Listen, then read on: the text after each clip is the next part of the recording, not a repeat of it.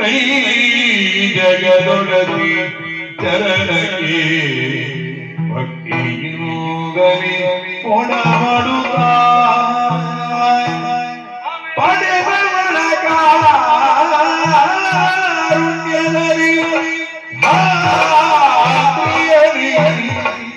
ಪಡೆದವಳ ಕಾರುಣ್ಯದಲ್ಲಿ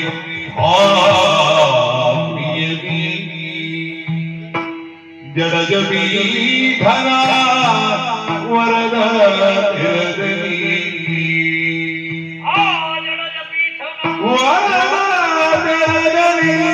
ಕಡಿಮು ಸುಖಮನ ಮಾಡು ಜಡಜಬೀಧರ ವರದ ತೆರದಲ್ಲಿ ಕಡಿಮು ಸುಖಮನು ಬಿಡು ಮನದ ಮೂರ್ಖತೆಯ ನಾವೆಲ್ಲ ಹಿಂದೂಗಳು ನಾವೆಲ್ಲ ಹಿಂದೂಗಳು ಅವಳ ಸಿದ್ಧೋ ಭೈರವಿ ಅವಳ ಸಿದ್ಧೋ ಭೈರವಿ ಮನದ ಮೂರ್ಖತೆಯ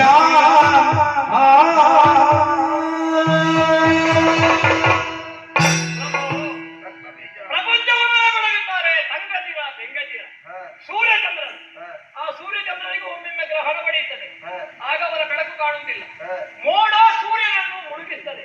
ಆಗ ಎಲ್ಲರೂ ಹೇಳುತ್ತಾರೆ ಮೋಡ ಸೂರ್ಯನನ್ನು ನುಂಗಿಸು, ಅದು ಸ್ವಲ್ಪ ಹೊತ್ತು ಮಾತ್ರ. ಅದುವೇ ಮೋಡವನ್ನು ಸೂರ್ಯ ಸರಿಸಿ ಆಮೇಲೆ ಪ್ರಭಾಕರನಾಗಿ ಮಿಂಚಿದ್ದಾನೆ. ನಮ್ಮ ದಾನವ ಕುಲಕ್ಕೆ ನೀ ಜಯ ಸೂರ್ಯ ಪ್ರಭಾಕರ. ನಿನಗೆ ಬಂದದ್ದು ಹಣ ಮೌಢ್ಯ ಬಿಡು ಮನದ ಮೂರ್ಖತೆಯನ್ನು. ಅವಳು ಯಾರು ಅಂತ ಗೊತ್ತಾಯ್ತಲ್ಲ, ಸರ್ವೇಶ್ವರಿಯಾಗಿದ್ದಾಳೆ. ಪ್ರಭು, ಪುರುಷನಾದವು ಬಯಸುವುದು ಯಾವುದನ್ನು?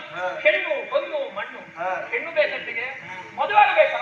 ಮೂರು ಲೋಕದಲ್ಲಿ ನಿನ್ನನ್ನು ಬಯಸುವವರು ಎಷ್ಟೋ ಮಂದಿಗಳಿದ್ದಾರೆ. ಅವಳು ಹೆಣ್ಣೇ ಅಲ್ಲ ಪ್ರಭು, ತರುಣಿಯೇ ಅಲ್ಲದ ಅವಳನ್ನು ಮದುವೆಯಾಗಿ ಯಾವ ಸುಖವನ್ನು ಪಡೆಯುವುದಕ್ಕುಂಟು? ಅಲ್ಲ, ಹೊನ್ನು ಬೇಕಾ? ಕುಬೇರನ ಭಂಡಾರವನ್ನು ಸೂರ್ಯಗೊಂಡವನೇನು? ಮಣ್ಣು ಬೇಕಾ? 14 ಲೋಕವೇ ಸ್ವಾಧೀನವಾಗಿದೆ. ಎಲ್ಲವನ್ನು ದೇವರು ನಮಗೆ ಕೊಟ್ಟಿರುವಾಗ ಇನ್ನೂ ಬೇಕು ಅಂತ ಹೇಳುದು ಅತ್ಯಾಸೆ ಆಗುತ್ತದೆ. ಮನುಷ್ಯನಿಗೆ ಆಸೆ ಬೇಕು, ಅತ್ಯಾಸದಲ್ಲದು. ಸೊಪ್ಪು ಸಿಕ್ಕಿದಾಗ, ತಪ್ಪೆ ಸಿಕ್ಕಿದಾಗ ಸೊಪ್ಪು ಬೇಕು ಅಂತ ಹೇಳುದು. ಸೊಪ್ಪು ಸಿಕ್ಕಿದಾಗ ಸ್ವಲ್ಪ ಉಪ್ಪು ಬೇಕು ಅಂತ ಹೇಳುದು. ಉಪ್ಪು ಸಿಕ್ಕಿದಾಗ ಸ್ವಲ್ಪ ತುಪ್ಪ ಸಿಕ್ಕಿದ್ರೆ ಒಳ್ಳೆದು ಅಂತ ಹೇಳುದು. ತುಪ್ಪ ಸಿಕ್ಕಿದಾಗ ಕೊಪ್ಪರಿಗೆ ಒಂದು ಸಿಕ್ಕಿದ್ರೆ ಬಹಳ ಒಳ್ಳೆದು ಅಂತ ಹೇಳುದು.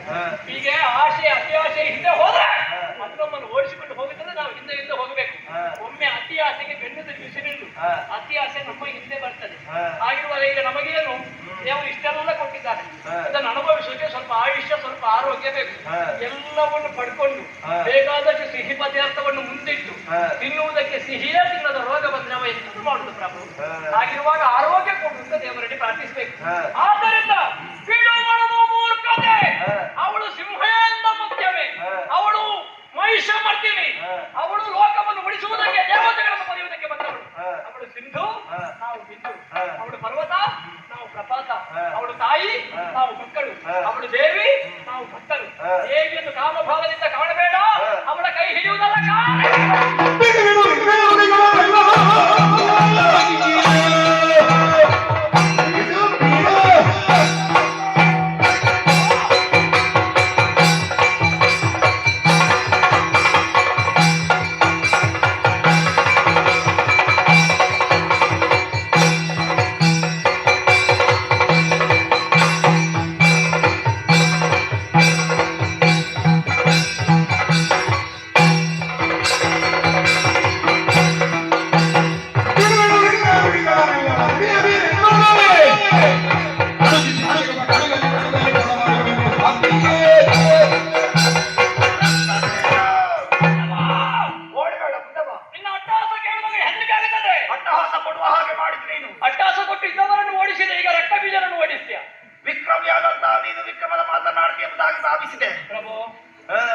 ಬಾಗಬೇಕು ಅಲ್ಲಿ ಬಾಗಬೇಕು, ಎಲ್ಲಿ ಬೀಗಬೇಕು ಅಲ್ಲಿ ಬೀಗಬೇಕು. ಬೀಗುವಲ್ಲಿ ಬಾಗಬಾರದು, ಬಾಗುವಲ್ಲಿ ಬೀಗಬಾರದು. ನಮಗೆ ಹೆಚ್ಚು ಹೆಚ್ಚು ಗೊತ್ತಿದ್ದಾಗೆ ಗೊತ್ತಿಲ್ಲ ಅನ್ನೋದು ಹೆಚ್ಚು ಹೆಚ್ಚು ಗೊತ್ತಿರಬೇಕು. ಯಾರಿಗೆ ಗೊತ್ತಿಲ್ಲ ಅನ್ನೋದು ಗೊತ್ತಿಲ್ಲ, ಅವನಿಗೆ ಗೊತ್ತಿದೆ ಅನ್ನೋದು ಸುಳ್ಳು. ಯಾರಿಗೆ ಗೊತ್ತಿಲ್ಲ ಅನ್ನೋದು ಗೊತ್ತಾಗುತ್ತೆ, ಅದುವೇ ಗೊತ್ತಿರುವುದರ ಲಕ್ಷಣ. ನಾನು ಏನು ಎಂಬುದಾಗಿ ನಿನಗೆ ಗೊತ್ತಿದೆ ತಾನೆ. ತೆನವಿಟ್ಟ ಭತ್ತ ಬಾಗುತ್ತದೆ, ಬಾಳೆ ಬಾಗುತ್ತದೆ, ಏನು ಇಲ್ಲದ ಡಂಬದ ದೇಹ ಬೀಗುತ್ತದೆ ಪ್ರಭು. ಈಗ ನಾನು ಬೀಗೆ ನಿಂತವ, ಯಾವ ಕಾರಣಕ್ಕೂ ಬಾಗುವುದಿಲ್ಲ. ನಿನ್ನಲ್ಲಿ ಒಂದೇ ಒಂದೇ ಮಾತು ಕೇಳ್ತೇನೆ. ಶೌರ್ಯ ಉಂಟಾ ನನ್ನ ಜೊತೆ ಬಾ, ಇಲ್ಲ ಇದೇ ರೀತಿ ಮಾತಾಡಿದ್ರೆ ಮೂಲೆಯಲ್ಲಿ ಬಿದ್ದು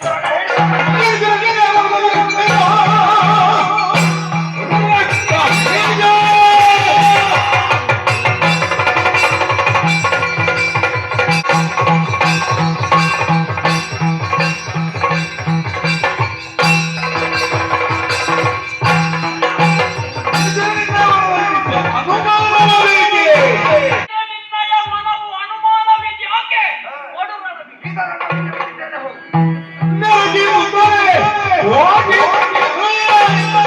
ಹರಿಸಿ ಸಂತನಾತ್ಮಗೆಡ ಬಂದ ಮಗನಿಗೆ ಪ್ರಥಮ ಮೂಲದಲ್ಲಿ ತಂದು ದೇವ